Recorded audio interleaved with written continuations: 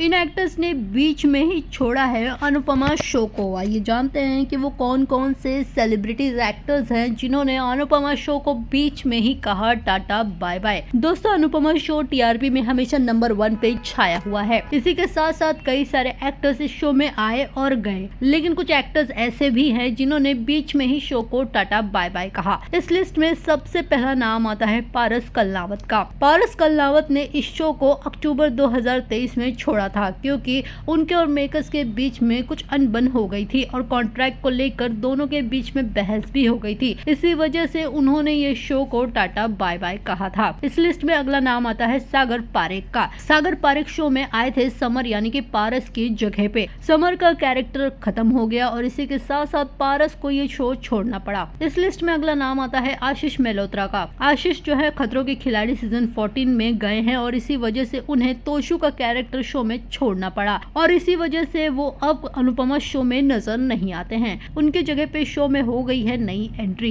इस लिस्ट में अगला नाम आता है अनघा भोसले का, जो कि समर की गर्लफ्रेंड का कैरेक्टर शो में प्ले कर रही थी। अनघा ने भी शो को टाटा बाय बाय कहा। वेल, इसी के साथ साथ इस लिस्ट में अगला नाम आता है मुस्कान बामने का। मुस्कान शो में पाखी का कैरेक्टर प्ले कर रही थी, लेकिन उन्हें ज्यादा स्क्रीन स्पेस न मिलने की वजह से मुस्कान ने शो छोड़ने का फैसला कर दिया।